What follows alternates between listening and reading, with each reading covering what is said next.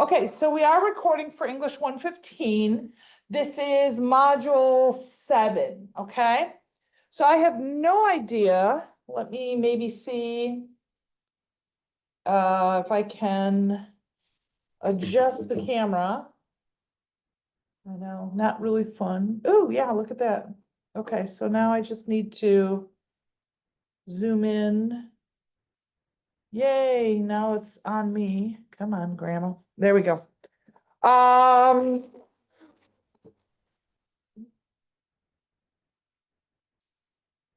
in. All right, so I'm hoping that this is sharing my screen with the lecture. I am not totally sure it is, but I'm hoping. On our Moodle page, so like I said, we're going to be working through the test analysis today. All of the items that you have, if you're physically in class, I printed them off for you. But all of them are available to you on Moodle, and you can just print them off on your own if you were not in class today. The other part of this is I did want to take a minute and show you the resources on our Moodle page. So on our Moodle page, resources, the very first one, where it says resources, test analysis, essay, when you click into that, it opens up a lot of resources. So what I did is I put it in like book form, which means all of the resources for the test analysis essay are in one spot on our Moodle page in module 7.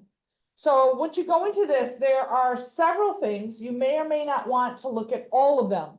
But the first one is called the video, and that's a video, the test analysis grid worksheet instructions. That's a video of me talking you through how to fill out the test analysis worksheet, okay?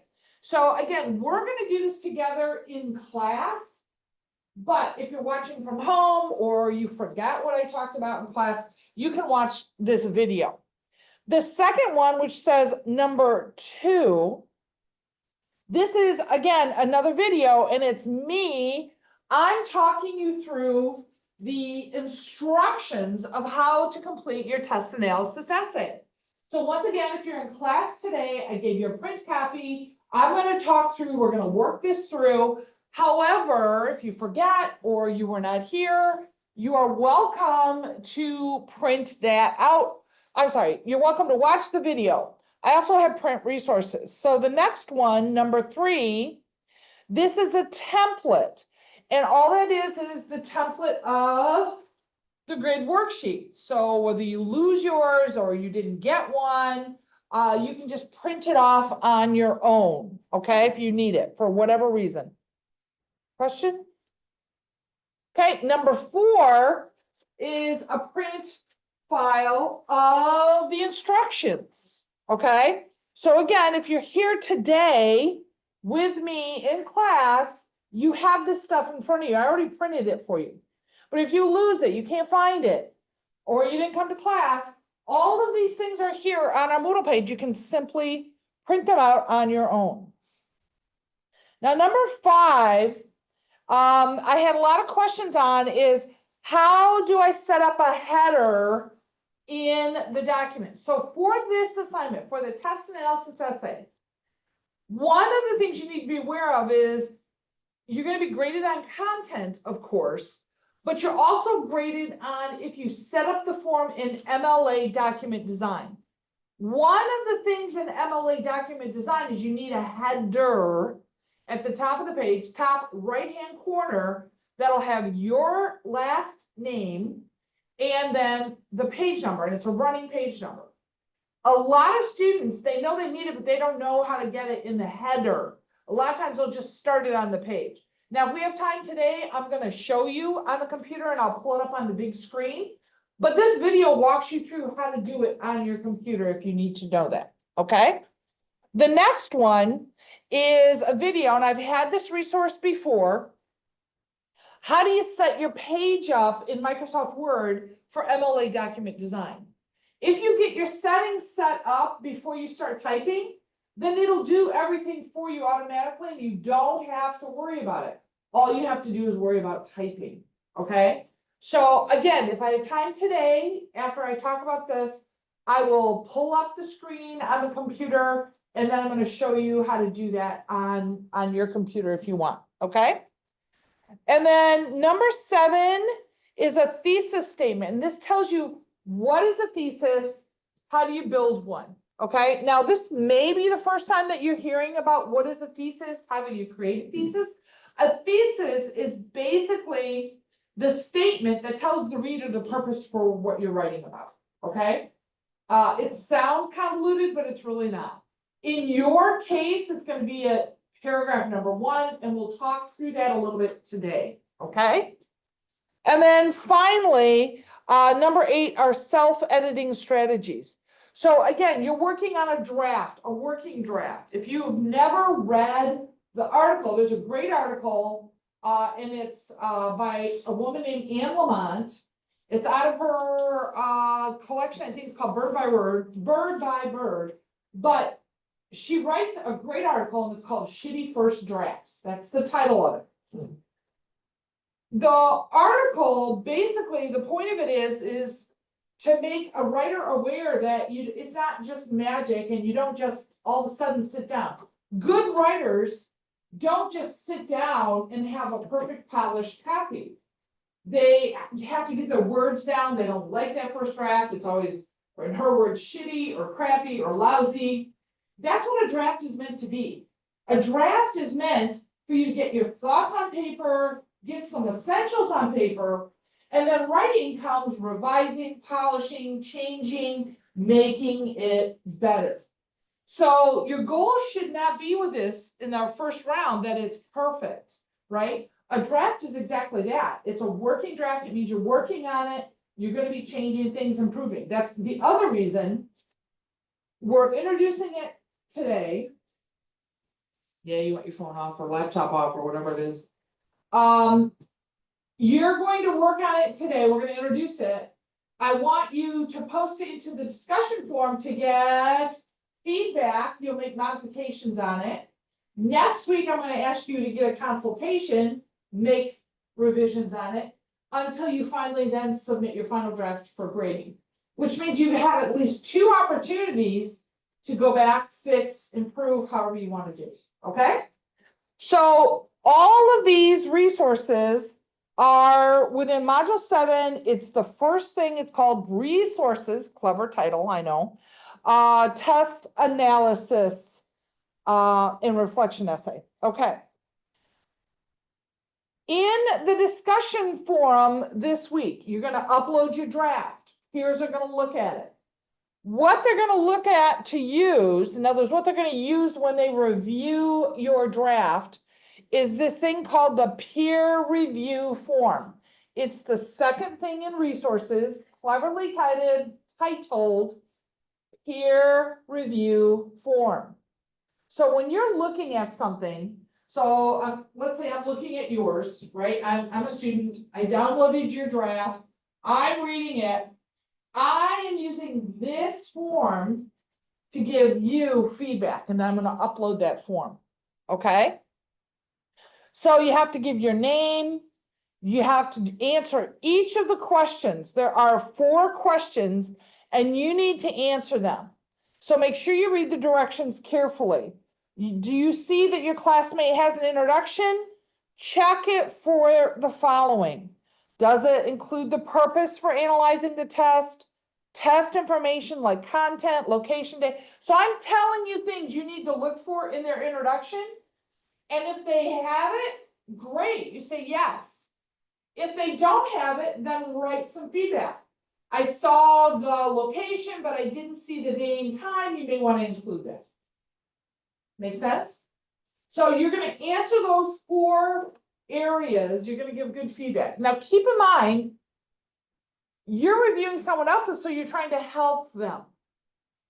Just going through and saying yes, no, that's no help, right? Feedback is where the help is. So make sure you comment back on each one. Okay, so that's the that's the form you're going to be using. So both of those are resources. They're in Moodle. They're the first 2 items. that's where you're going to find what you need for you to be able to complete the discussion forum. So with no further ado, let's talk test analysis. So go in to your Moodle page. I'm going to stop share. So go into your Moodle page and look at your test. Okay. And what you're going to do is we're going to work with this one first. This is the grid sheet. Okay. Everybody should have the grid sheet. Let's go to the top and you're going to fill in just what I call the housekeeping details. So at the top where it says course, you can just simply write ENGL and then 115, okay? Because that is our course. Section number, don't worry about that. Date of the test, that's the day you took it. So whatever day that was, because remember you took this on Moodle, I don't know which day it was, you write that date down. Today is the 15th. So I'm guessing a lot of you probably took it around the 8th or the 9th, I don't know. But whatever the date is, put the date there. And then write what your grade was. So again, when you go back in and look at the test, you should be able to determine what the grade is. It should tell you specifically. I'm just gonna pick a number, I'm gonna go 85%, okay? Name of the test, you can either write out the full name, which was Making Brain Connections, or you may simply write chapter 1. And then of course, student name, you put your name. Bless you. Thank you. So far, I'm just filling out the top part, okay? That's all housekeeping things, right? So now, what we're gonna do is on the left column, where it says test items missed, I want you to go and look at the test, and I want you to log in whatever the question number was that you got wrong. So if I'm looking at mine, let's pretend I look at my test results and I see, oh, I got number 3 wrong. And then I got number 7 wrong. And then I got number 11 and I'll say 18, okay? So you're listing the numbers of the problems that you got wrong within that test and you're gonna list them down, okay? So just go ahead and list whatever the numbers are from the test that you got incorrect. In other words, it said that were wrong. And you can do them right in a row or you can skip a couple lines, it just means it doesn't matter. Because this is gonna be a worksheet for you to use. So whatever your numbers are, you're gonna list them there. So look at which ones you got wrong, and then you're gonna list them down. Okay, so I'm gonna give you a second there. Now, while you're doing that, I'm gonna talk at you a little bit. And I'm gonna talk to you about what the top part means. So for each one you get wrong, one of the things you have to do is determine the reason why you got it wrong. Now, these things mean different things. I'm just gonna kind of explain them to you. But ultimately, you're only allowed to pick 1 or 2 at most reasons. You're not allowed to do more than that for each question, okay? So let me kind of explain them. The first one, in that first category where it says lack of knowledge, you have reading textbook. What that's telling you is the information was not in the reading that you were assigned or within the textbook. Let me tell you, nobody should have that checked. Because all of the information you needed to know was either in the chapter, in the PowerPoint. Okay, one of those 2 things. Inadequate notes. That means maybe you didn't have that information in your notes that you were working from during the test or before or studying from. And that's certainly possible. You might not have had information in your notes. Application of knowledge. Application of knowledge means, oh, it was a story problem based on what we had to know within the chapter. And then poor retention. Poor retention means you simply didn't remember the information. And then you have other. Other means maybe it was some other factor that I don't have listed. If you check other, you have to write in what it is. The next category is reading comprehension. Reading comprehension means you did not understand either what the question was asking or what the information was. Reading speed. Reading speed can go both ways. You either read it too fast and missed things, or you read too slow and you ran out of time. Vocabulary. Vocabulary means there was words in there you didn't know the meaning of. Decreased concentration. Maybe when you were doing the test or studying, you were distracted, things were interrupting you, you couldn't give it your full concentration. Mental block. Mental block means you know you have the information, you know you studied the information, you know the information, you couldn't bring it back for the test. Forgot to use exam techniques. That means maybe you were super anxious and you didn't do deep breathing. Maybe it is you didn't read all of the answer choices and you just chose the first one. Maybe there were two that were similar and you didn't choose the best one. The next one is did not focus on what question asked.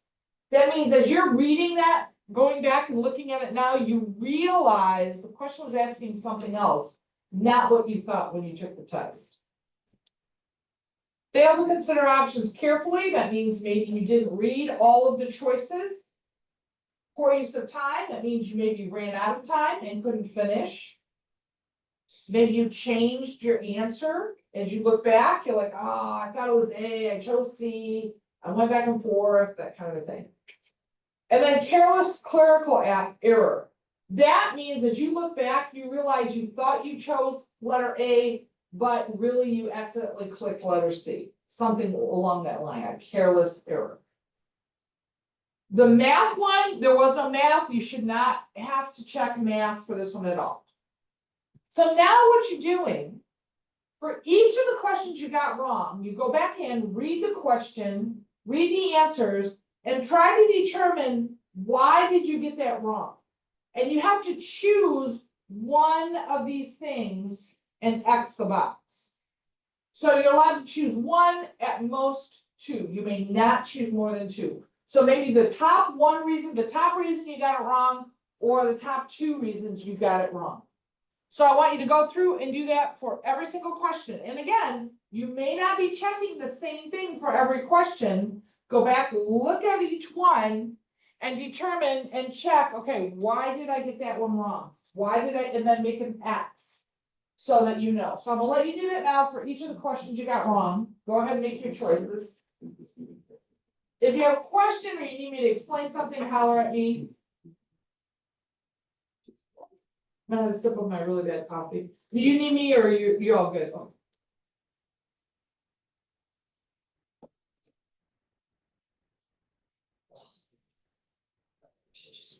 Water. So far, so good.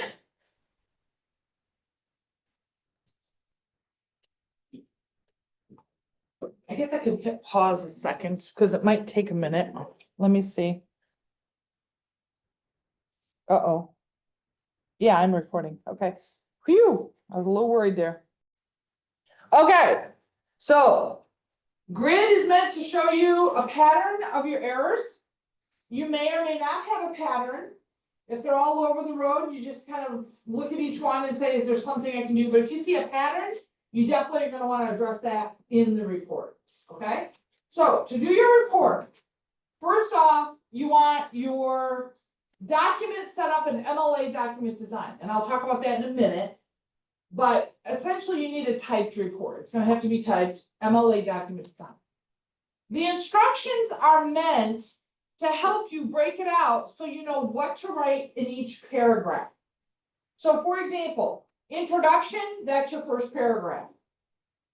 Section 1, previewing information process, that's going to be your second paragraph. Does that make sense? So each one of these is a paragraph, and I've given them to you in order. So do them in order. When you develop it, I want the paragraphs in this order. You are allowed to use headings if you want to use the headings. You have to use the headings I give you. FYI, your headings must be Times New Roman style font size 12. You're not allowed to do a giant heading to take up space. Make sense? Headings are optional. I do not require it.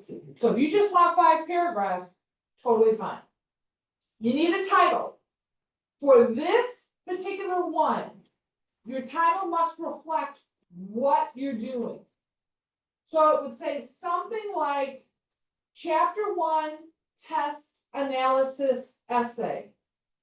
You could also use something like Making Brain Connections Test Analysis Essay. If you only give me Test Analysis Essay, you'll get docked. Because you're not designating which test is the analysis for. Name of the test, analysis essay. All right. So analyzing kind of helps you figure out why you're performing the way you are. So the first paragraph is your introduction. So I tell you in here, what do I want to see in your introduction? Your introduction is approximately a paragraph, and you need to include the purpose for analyzing your test. In other words, why are you analyzing your test? You need to include test information, things like the content, the location, the day, the time. So I need all of those things in there. The other thing you need to have is a thesis statement. The thesis statement should basically address the elements that you're going to cover within the essay. Previewing, study process, and then test taking behaviors. So you want to include it in your thesis statement. So if I'm going to go through this just to kind of give you an idea of what's going to be in there. In my first paragraph, I would say, recently I took a test on Chapter 1, Making Brain Connections for my course. I took this test on October 18th, which was a Friday, and I did it at 11:59 p.m. at night. I took the test in my bedroom while I was laying on my bed in the dark. Okay, you see where I'm going there? All right. So you're just telling me that information. I need to have a picture of, okay, when are you taking it, where are you taking it, all that kind of stuff. Don't forget to include the test was on Moodle, right? So it was an electronic test. Then you should end that paragraph. The last sentence in that paragraph should be your thesis statement. Your thesis statement should have something like, after my test, one of the things I realized was that my pre-reading process is working effectively for me. I need more work on my review process, and I need to modify some of my test-taking behaviors. Now, those are my words, what I just made up. That may or may not be correct for you. But did you see in that sentence how I named those 3 things that I'm going to be talking about in the essay? So whatever you find out, whatever you evaluate and decide, you make a comment relating to the pre-reading process, to the review process, and test-taking behavior. Makes sense? Am I being clear, or am I, clear as mud? Clear. Okay.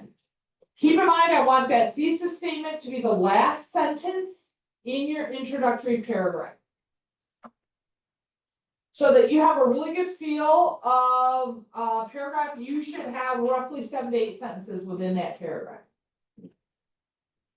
Can you have less? Yes. Can you have more? Yes. I'm just giving you a rule of thumb.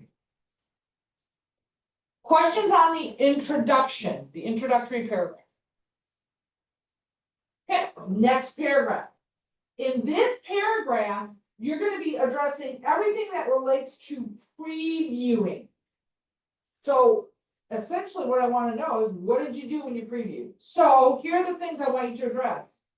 Describe the process you used to read the selection. So what did you use? What did you do when you read Chapter 1? okay? Now, when you say what you did, I want you to demonstrate your understanding of interactive reading. And I want you to describe any strategies you use to support your understanding of the text. So let's talk about that out loud a minute. You have to tell me, how did you read chapter 1? And when you tell me how you read it, I want you to demonstrate in any way, shape, or form interactive reading. Interactive reading means, what did you do, right? So, question. Did you circle words you didn't understand? Did you do annotation? Did you write in the margins? Did you underline the topic each time in each paragraph? Did you, while you were previewing, look at the headings? Did you look at if there were diagrams, if you had any kind of definitions given to you? You know, what were you doing while you were reading? If you didn't do anything, then you say that. You just say, well, I just read it normally. I didn't do any interactive strategies. So if you did one of these, and you didn't have a pencil doing something while you were reading, I want to hear that. This report isn't necessarily for me. I mean, I'm grading it, but it doesn't do you any good to falsify anything because you're not doing yourself any favors. The purpose of this is for you to become aware of what you're doing. And are these things helping you or are they not helping you? So if you didn't do any interactive reading, if you didn't read chapter 1, if you didn't do any of the reading of the content, maybe you didn't review the PowerPoint, nothing, that's what you write about. Make sense? Okay. Third paragraph. Study process. You're telling me anything you did to study for this particular test. So how did you prepare for this exam? I call it an exam, but it was a test. How did you prepare? What process did you use to review the information? How did you determine what information was most important? How much time did you spend on reviewing information? How did you determine what were essential, non-essential details? Was your review process different from when you did the first reading? Were you confident in your understanding of the information? Or did you feel like you were just memorizing information? So you're going to be talking about and addressing those things in the third paragraph. Questions on the third paragraph? Okay, take a look at the fourth paragraph. Fourth paragraph is test taking process. This is what you're going to do, and you're only talking about when you are taking the test. Do not get this confused. So part of the grading on this is, are you giving me a topic sentence in each paragraph that is talking about that, what I want? And are you not confusing test taking process with your reading process or your previewing process? Okay. So for the fourth paragraph, I want to know any strategies or behaviors that you used during the test. This means while you were taking the test. Okay. And do you think they contributed to your test score? So let's brainstorm. What were some strategies that you used? Did anybody use a strategy during the test? Yeah, go for it. I did the test in the same spot that I read the chapter. Okay, great. So that's one strategy you did. So the same place I did my reading and prepared, I also used that same spot to do that, and that was the pathway. You were trying to, environment. You're trying to mimic the environment. Okay, great. Maybe you did deep breathing while you were taking the test. Maybe you reread the questions more than one time. Whatever the strategy is that you used, I want you to talk about it. And you may have used more than one. There may be several that you used. This is also where you use this sheet. So you go back and look to see if there were any patterns. In other words, oh, I noticed that I made careless critical errors. So, I was probably rushing during the test. or I didn't read the questions carefully, right? Or I didn't understand what the question was asking me, right? So be looking back at this to see if you see any patterns that you can address in that particular paragraph. If you did well on the exam, what were the parts you did well? And what were the parts you did not do well? Once again, look at your sheet. Do the questions you got wrong have anything in common? Were they all story problems? Were they all factual? Were they all related to NHLP? You know, whatever. See if there's a pattern. You do need to address what areas you feel you did right during the test and what areas do you feel struggled. Make sense? Like maybe concentration was a struggle for you. Or maybe the time was a struggle for you. You ran out of time. Questions on that paragraph? Okay, now the last paragraph is your conclusion.